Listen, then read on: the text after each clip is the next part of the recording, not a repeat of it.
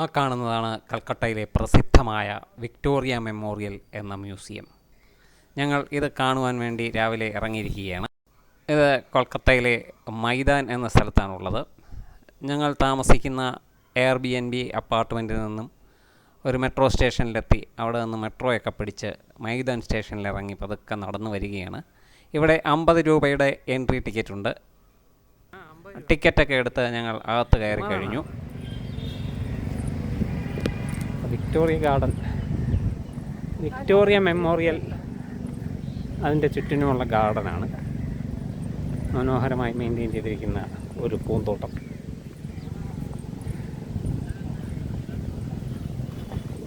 ഗംഭീരമായിട്ടുള്ള ഒരു മാർബിൾ സൗധം. മ്യൂസിയത്തിൻ്റെ മുമ്പിൽ തന്നെ അധികാരദണ്ഡം കയ്യിലേന്തിയിരിക്കുന്ന വിക്ടോറിയ രാജ്ഞിയുടെ ഒരു പ്രതിമ. ഒരു കണക്കിൽ ആലോചിച്ചാൽ ഈ ലോകത്തിലെ ഏറ്റവും ശക്തിയായ ഭരണാധികാരി വിക്ടോറിയ രാജ്ഞി ആയിരുന്നു. അക്കാലത്തെ ബ്രിട്ടീഷ് സാമ്രാജ്യമായിരുന്നല്ലോ മനുഷ്യൻ കണ്ട ഏറ്റവും വലിയ സാമ്രാജ്യം. ടിക്കറ്റൊക്കെ കാണിച്ച് ഞങ്ങൾ മ്യൂസിയത്തിനകത്ത് കയറി കാഴ്ചകൾ കണ്ടു തുടങ്ങി. ആദ്യത്തെ സെക്ഷൻ ഈ മ്യൂസിയം ഉണ്ടാക്കിയതിൻ്റെ ഫോട്ടോസുമൊക്കെയാണ്. അത് കഴിഞ്ഞ് വലിയ ഒരു ഡോമിനകത്ത് വിക്ടോറിയ റാണിയുടെ ഒരു പൂർണ്ണകായ പ്രതിമയുണ്ട്. അവിടെയൊക്കെ നിന്ന് നമുക്ക് ഫോട്ടോ എടുക്കാം. ഇവിടെ നമുക്ക് മൊബൈൽ കൊണ്ട് ഫോട്ടോ എടുക്കുന്നതിനും വീഡിയോ എടുക്കുന്നതിനും റെസ്ട്രിക്ഷൻസ് ഒന്നുമില്ല, പ്രത്യേകം ചാർജുമില്ല. ആദ്യത്തെ സെക്ഷനിൽ പ്രധാനമായും പ്രദർശിപ്പിച്ചിരിക്കുന്നത് അക്കാലത്തെ വിവിധ തരത്തിലുള്ള ആയുധങ്ങളും മറ്റുമാണ്. പലതരം വാളുകൾ, കുന്തങ്ങൾ എന്നിവയെല്ലാം അവിടെ പ്രദർശിപ്പിച്ചിട്ടുണ്ട്. ഇവിടെ ഒരു പീരങ്കി പ്രദർശിപ്പിച്ചിരിക്കുന്നു. പീരങ്കിയായിരുന്നല്ലോ അന്നത്തെ ഒരു വലിയ ആയുധം.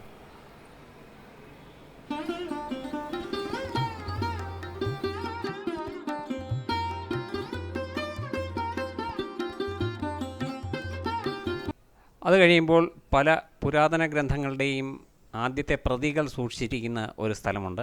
അവിടെ പലതരം പുസ്തകങ്ങൾ, പല പുസ്തകങ്ങളുടെ പ്രതികൾ സൂക്ഷിച്ചിരിക്കുകയാണ്. ഇവിടെ ഒന്നാം പാനിപ്പത്ത് യുദ്ധം നടന്ന സ്ഥലത്തിൻ്റെ ഒരു മോഡൽ ഇവിടെ വെച്ചിട്ടുണ്ട്. അതിനുശേഷം നമുക്ക് അന്നത്തെ കാലത്തെ ടെലിഗ്രാഫ് എക്യുപ്മെൻസിൻ്റെ ഒരു പ്രദർശന വസ്തുവിനെ കാണാൻ പറ്റും. ഇന്ത്യയിലെ ബ്രിട്ടീഷ് ഭരണത്തിന് അടിത്തറ പാകിയ റോബർട്ട് ക്ലൈവിൻ്റെ ഒരു പ്രതിമ ഇവിടെയുണ്ട്. ഇത് ഒന്നാം ലോക മഹായുദ്ധത്തിൽ ഉപയോഗിച്ചിരുന്ന വിവിധ ഇനം തോക്കുകളാണ്.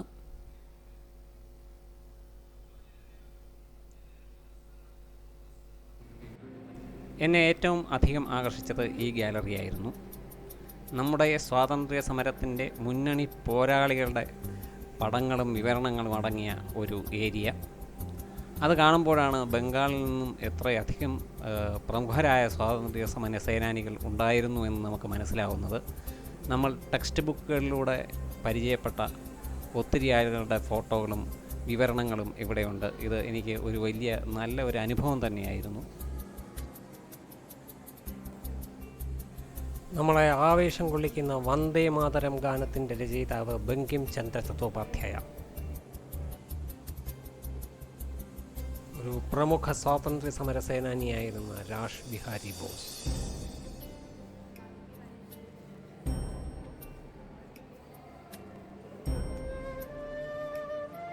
ഇന്ത്യൻ നാഷണൽ കോൺഗ്രസിന് അടിത്തറ പാകിയ ബാലഗംഗാധര തിലകൻ,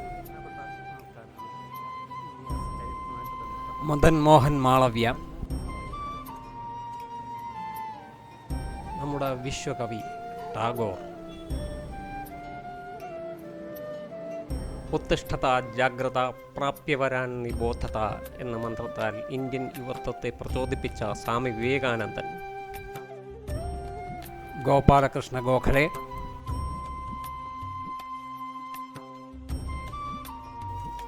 നമ്മുടെ രാഷ്ട്രപിതാവ് ഗാന്ധിജി, സാമൂഹ്യ പരിഷ്കർത്താവും സ്വാതന്ത്ര്യ സമര സേനാനിയുമായിരുന്ന ദേശബന്ധു ചിത്തരഞ്ജൻ ദാസ്, ഇന്ത്യയെ ഒരുമിപ്പിച്ച ഏകോപിപ്പിച്ച സർദാർ വല്ലഭഭായ് പട്ടേൽ, മൗലാന അബ്ദുൽ കലാം ആസാദ്, അതിർത്തി ഗാന്ധി എന്നറിയപ്പെടുന്ന ഖാൻ അബ്ദുൽ ഗാഫർ ഖാൻ. ഏറ്റവും പ്രായം കുറഞ്ഞ രക്തസാക്ഷിയായ ഖുദിറാം ബോസ് വെറും 19-ാം വയസ്സിലാണ് അദ്ദേഹത്തിനെ തൂക്കിലേറ്റുന്നത്.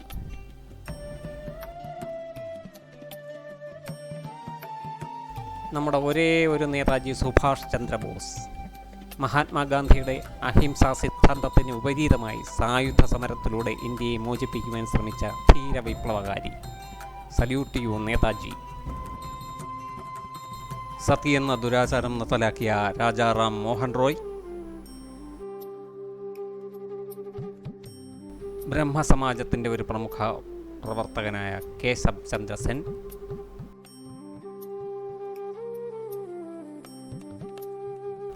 പാരതന്ത്ര്യത്തിൽ നിന്നും നമ്മളെ മോചിപ്പിച്ച ഈ മഹാത്മാക്കളുടെ പാവന സ്മരണയ്ക്ക് മുമ്പിൽ സാഷ്ടാംഗം പ്രണമിച്ചുകൊണ്ട് ഞങ്ങൾ അടുത്ത സെക്ഷനിലേക്ക് യാത്രയായി. ഇത് അന്നത്തെ കാലത്ത് ഉപയോഗിച്ചിരുന്ന തിയോഡോസ്കോപ്പ് എന്ന ഉപകരണത്തിൻ്റെ മാതൃകയാണ്. ഇത് വെച്ചായിരുന്നു ട്രഞ്ചിൽ ഒളിച്ചിരുന്നുകൊണ്ട് പട്ടാളക്കാർ മുകളിലുള്ള ശത്രുക്കളുടെ നീക്കങ്ങൾ നിരീക്ഷിച്ചിരുന്നത്.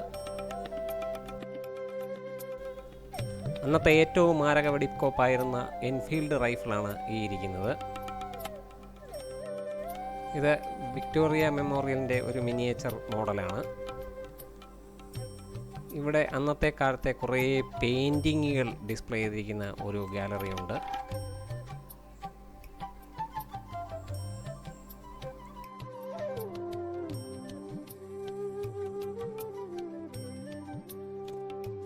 അന്നത്തെ കാലത്തെ ഒരു വലിയ നൗകയുടെ മോഡൽ ഇവിടെ പ്രദർശിപ്പിച്ചിരിക്കുന്നു.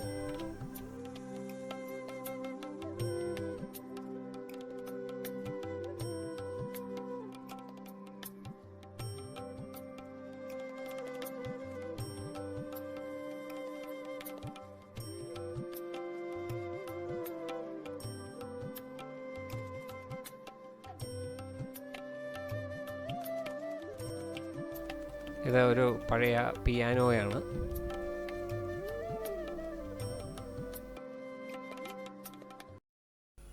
ഇത് വിക്ടോറിയ മെമ്മോറിയലിൻ്റെ 1-ാം നിലയിൽ നിന്നുള്ള ഒരു കാഴ്ചയാണ്.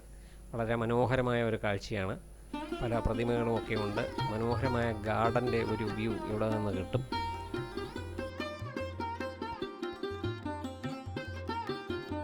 മ്യൂസിയം കണ്ടതിന് ശേഷം ആ ഗാർഡനൊക്കെ ഒന്ന് ചുറ്റി നടന്ന് കാണുവാൻ വേണ്ടി ഞങ്ങൾ വെളിയിലേക്ക് ഇറങ്ങി. ഗാർഡനിലെ കാഴ്ചകളാണ് ഇതൊക്കെ.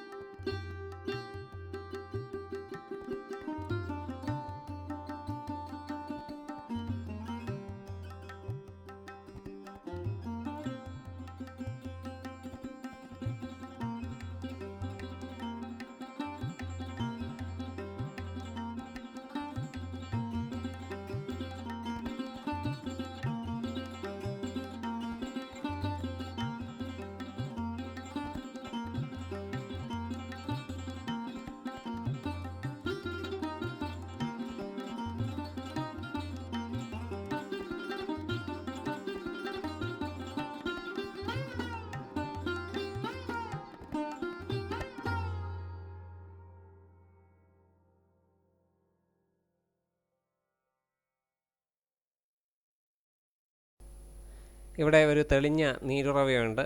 പക്ഷേ ഇത് കൃത്രിമ തടാകത്തിൽ നിന്നും വരുന്ന വെള്ളമാണ്.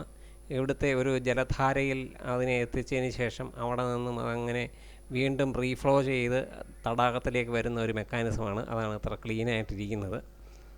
ഇവിടെ വേറെ പൊല്യൂഷനൊന്നുമില്ല. വേറെ ആരും വൃത്തികേടാക്കാൻ അവർ അനുവദിക്കുന്നില്ല.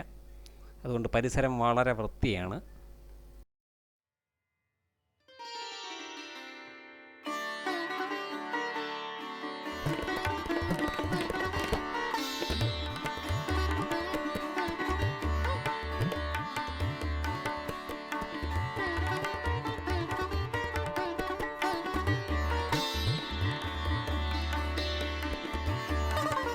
നിരവധിയായ വൻമരങ്ങൾ ഇവിടെ അങ്ങനെ നിൽപ്പുണ്ട്.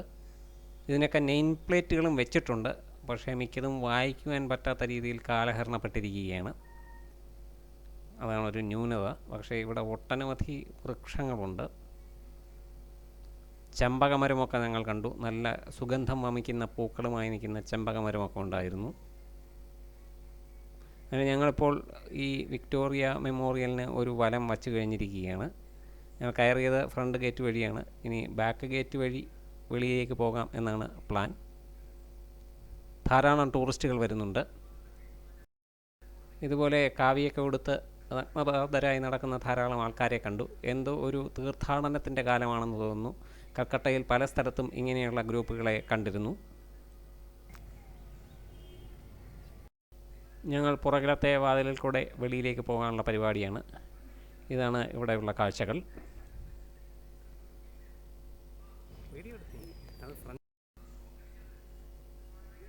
ഇത് എഡ്വേർഡ് ആറാമൻ്റെ ഒരു പ്രതിമയാണ് ഇവിടെ ഉള്ളത്.